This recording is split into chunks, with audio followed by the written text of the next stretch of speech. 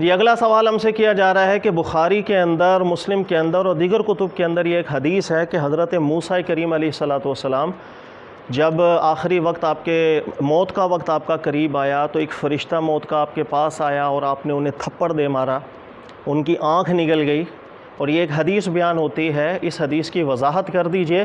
نیز ایک دفعہ پہلے بھی آپ سے کہیں سنا تھا کہ آپ اس حدیث کے متن پر آبجیکشن کرتے ہیں، اس کی وضاحت کر دیجئے۔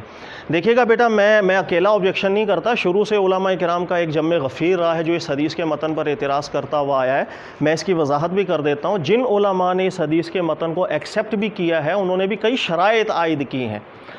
میں ایک مقدمہ بیان کر کے پھر اس حدیث کی طرف آتا ہوں۔ تحقیق یہ ہے، یاد رکھیے گا، کہ اللہ کے نبی حضرت موسیٰ علیہ السلام کی نسبت جو واقعہ بیان کیا جاتا ہے کہ موت کا فرشتہ آیا، آپ نے تھپڑ مارا، اس کی آنکھ نکل گئی، یہ اسرائیلی روایت ہے۔ یہ متن بالکل ثابت نہیں ہے، بلکہ کئی طرح کے شبہات اس کے اندر لاحق ہیں۔ اس حدیث کو ماننے کا مطلب ہے آپ دیگر صحیح حدیثوں کو غلط ٹھہرانا شروع کر دو یا قرآن کے مضمون کو غلط ٹھہرانا شروع کر دو۔ لہٰذا اس حدیث کے متن پر اتنے اعتراضات لازم آتے ہیں کہ جس کا حل آج تک کوئی کر نہیں سکا۔ اس لیے کئی طبقہ علماء کا ایسا ہے کہ جنہوں نے اس حدیث کو، متن کو بالکل قبول نہیں کیا، بلکہ اس حدیث کو اسرائیلی روایت ٹھہرایا ہے۔ اور کئی علماء ہیں جنہوں نے اگر متن کو قبول بھی کیا ہے تو شرائط انہوں نے عائد کی ہیں، ان شرائط کے بعد اس حدیث کو اگر آپ عمل کرنا چاہو کر سکتے ہو، ورنہ نہیں کر سکتے آپ۔ تو مزید میں اس کی تفصیل کر دیتا ہوں کیا کیا اعتراضات لازم آتے ہیں۔ دیکھیے گا، نمبر ایک تو یہ ذہن میں رکھیے گا کہ میں کئی دفعہ بیان کر چکا ہوں کہ حدیث کے صحیح ہونے کا ہرگز یہ مطلب نہیں ہوتا کہ وہ 100% اللہ کے نبی صلی اللہ علیہ وسلم کا فرمان عالی شان ہو گیا۔ اس لیے کہ حدیث صحیح ہے، یہ اللہ کے نبی صلی اللہ علیہ وسلم نے بیان نہیں فرمایا، یہ علماء کا اجتہاد ہے۔ بعد میں محدثین آئے، انہوں نے تحقیق کی، بعض محدث کو حدیث صحیح لگی، کسی کو صحیح نہ لگی، اختلافات ہوئے، اجتہاد کی یہ راہ چلتی چلی گئی اور آج تک چلتی چلی جا رہی ہے۔ اچھا، دوسری بات، کئی دفعہ ایسا ہوتا ہے کہ بہت سی حدیثیں سند کے اعتبار سے بالکل صحیح ہوتی ہے، اعلیٰ درجے کی اس کی سند ہوتی ہے، لیکن اس کے متن کے اندر پھر بھی ایسی گڑبڑ ہوتی ہے جو قرآن کے صریح مضمون کے خلاف جا رہا ہوتا ہے، یا اس سے بڑی جو سنت صحیحہ ثابتہ ہوتی ہیں ان کے خلاف جا رہا ہوتا ہے۔ ایسی حدیثوں کو بھی صحیح سند ہونے کے باوجود بھی شاذ، ضعیف، باطل، منکر سب کچھ ٹھہرا دیا جاتا ہے۔ لہٰذا میں اکثر اوقات کہتا ہوں کہ فن حدیث آسان فن نہیں ہوتا۔ آج کل بدقسمتی سے یہی فتنہ ہے ہمارے یہاں، حدیث صحیح ہے بس، اس سے زیادہ لوگوں کو معلوم نہیں ہوتا کہ ہم نے اس کے متن کو کیسے چیک کرنا ہوتا ہے، اور کیسے ماضی کے علماء اور ایکسپرٹس جو تھے وہ حدیث کے متن کو چیک کیا کرتے تھے۔ اب یہ جو حدیث ہے کہ اللہ کے نبی حضرت موسیٰ علیہ السلام نے موت کے فرشتے کو، ملک الموت کو تھپڑ مار دیا، اب یہ پوری روایت کیا ہے وہ میں آپ کو بیان کر دیتا ہوں۔ پوری روایت یہ ہے، جب حضرت موسیٰ کریم علیہ السلام کی موت کا وقت قریب آیا تو فرشتے انسانی روپ کے اندر آپ کے سامنے آئے اور آپ سے کہا کہ اللہ تعالیٰ نے موت کا ارادہ کیا ہے اور میں آپ کی روح قبض کرنے آیا ہوں۔ تو اللہ کے نبی حضرت موسیٰ علیہ السلام نے انہیں زوردار تھپڑ مار دیا، اس تھپڑ کی وجہ سے آنکھ بھی نکل آئی۔ پھر وہ فرشتے اللہ کی بارگاہ میں چلے گئے اور اللہ سے جا کر فرشتے کے الفاظ یہ ہیں، یہ حدیث میں ذکر ہے، متن میں ذکر ہے۔ اللہ سے فرشتے نے ذکر کیا، اے اللہ، تو نے مجھے ایسے بندے کے پاس موت کے لیے بھیج دیا، میں اس کی روح قبض کرنے کے لیے گیا ہوں، لیکن وہ موت کا ارادہ نہیں کرتا، موت چاہتا ہی نہیں۔ پھر اللہ پاک نے، جملوں پر غور کرنا، پھر اللہ نے فرشتے کو بھیجا کہ آپ جائیں حضرت موسیٰ علیہ السلام کے پاس اور انہیں کہیں کہ ہم آپ کو اختیار دیتے ہیں کہ آپ اگر زندہ جینا چاہتے ہیں تو اپنے ہاتھ کو کسی جانور کے اوپر رکھیں، اس کے نیچے جتنے بھی بال آئیں گے اتنے سال آپ کی عمر بڑھا دی جائے گی، اور یہ اختیار دیتے ہیں، یا موت کو چن لیجئے۔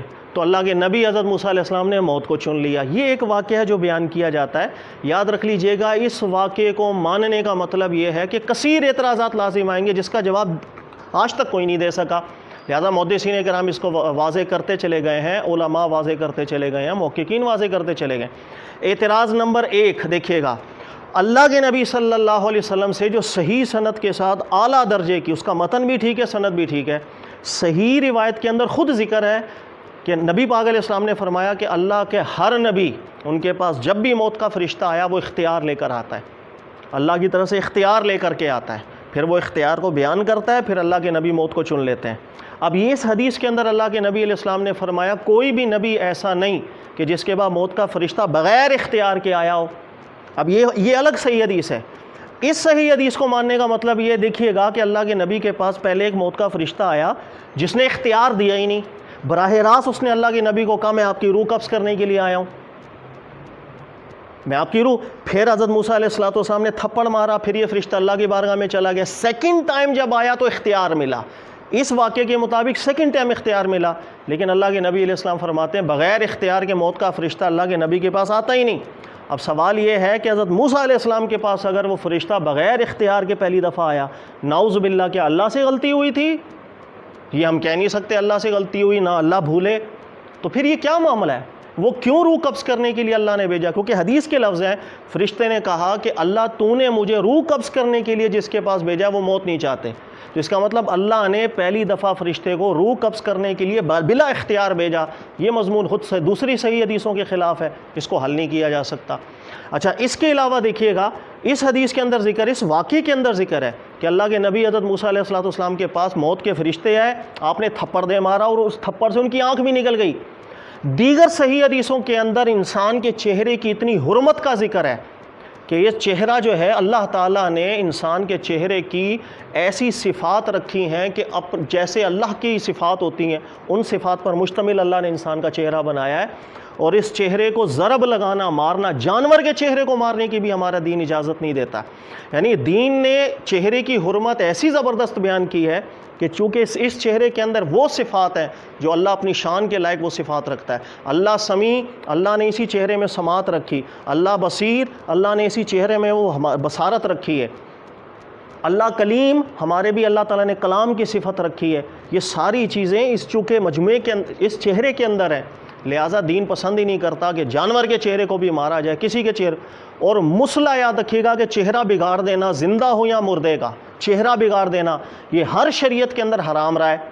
اور شیطان نے یہی جملہ کہا تھا, میں وَلَآمُرَنَّهُمْ فَلَيُغَيِّرُنَّ خَلْقَ اللَّهِ, اے اللہ میں ان کو ضرور گمراہ کروں گا اور یہ تیری بنائی چیزوں کو بگاڑتے پھریں گے, مسئلہ کرتے پھریں گے. ہر شریعت کے اندر مسئلہ حرام ہے. اور اس واقعے کے اندر ذکر یہ, نعوذ باللہ, حضرت موسیٰ علیہ السلام نے تھپڑ مارا, وہ بھی چہرے پر, جس کی عزت اور احترام ہمارا دین سکھاتا ہے. اچھا, چہرے پر صرف تھپڑ نہیں مارا, پھر ایسا تھپڑ کہ آنکھ نکل گئی, مسئلہ ہو گیا چہرے کا, چہرہ بگڑ گیا.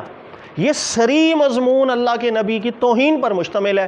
یعنی کہ ہر دین اور ہر شریعت کے اندر مسئلہ ہوا حرام, لیکن نعوذ باللہ من ذالک اللہ کے نبی حضرت موسیٰ علیہ السلام نے مسئلہ بھی کیا, ایسا تھپڑ مارا کہ چہرہ ہی بگڑ گیا.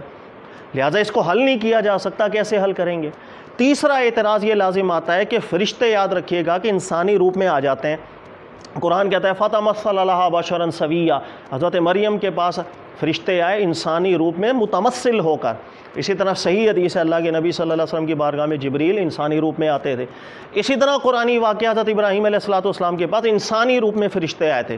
لیکن ساتھ ہی ساتھ قرآن ذکر کرتا ہے کہ وہ انسانی روپ میں متمثل ضرور ہوئے تھے فرشتے, لیکن ان فرشتوں کے اوصاف بشری نہیں تھے, یعنی بشری عوارضات ان کو لاحق نہیں تھے.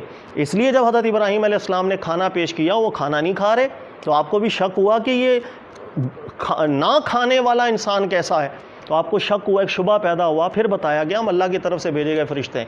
یعنی کہنے کا مقصد, قرآن یہ ضرور ذکر کرتا ہے کہ فرشتے انسانی روپ میں متمثل ہو جاتے ہیں, لیکن انہیں بشری عوارضات لاحق نہیں ہوتے. لیکن اس واقعے کے اندر بشری عوارضات کا لاحق ہونا ثابت ہو جاتا ہے کہ ایسا تھپڑ مارا کہ آنکھ بھی نکل گئی. اور چوتھا اعتراض سب سے بڑا یہ, اسی حدیث کے اندر ذکر ہے کہ حضرت موسیٰ علیہ السلام نے جب تھپڑ مارا, اس کے بعد سے ملک الموت کسی کی بھی روح قبض کرنے آتے تھے تو وہ انسانی روپ میں نہیں آتے تھے, غائبانہ آتے ہیں. اور اس سے پہلے تک, یعنی حضرت موسیٰ علیہ السلام سے پہلے تک, جس کسی کی روح قبض کرنے ملک الموت آتے تو انسانی روپ میں آیا کرتے تھے. یہ جملہ اتنا باطل ہے جس کی نہ کسی شریعت نے تائید کی ہے, نہ دین نے تائید کی, اور نہ ہی کسی تاریخ نے اس کی تائید کی. یعنی اتنی بڑی بات کہ موت کا فرشتہ انسانی روپ میں ہے جسے ہر بندہ دیکھ رہا ہو. اگر یہ رواج تھا, تاریخ اس سے خالی ہے, پچھلی شریعتیں اس سے خالی ہیں, ہر کتاب اس سے خالی ہے. لہٰذا یہ جو واقعہ بیان کیا گیا ہے یہ اتنے اعتراضات پر مشتمل ہے, یاد رکھیے گا, جس کا دفاع کیا ہی نہیں جا سکتا. اس لیے جتنے بھی محدثین گزرے ہیں جنہوں نے کہا کہ اس حدیث کے متن کو قبول کیا جا سکتا ہے, شرائط لگائی ہیں انہوں نے کہ یہ جتنے اعتراضات ہیں ان اعتراضات کی یہاں پہ تعویل کی جائے گی, حدیث کو مان سکتے ہیں ورنہ نہیں مان سکتے ہیں. بلا تعویل اس واقعے کو بعینی ہی قبول کسی بھی محدث نے نہیں کیا اور کر بھی نہیں سکتا ہے. لہٰذا یہ واقعہ اسرائیلی روایات سے ہے, یہی زیادہ معتبر تحقیق ہے. کوئی اللہ کے نبی حضرت موسیٰ علیہ السلام نے تھپڑ نہیں مارا. اللہ تعالیٰ سمجھنے کی توفیق دے. جزاک اللہ خیر.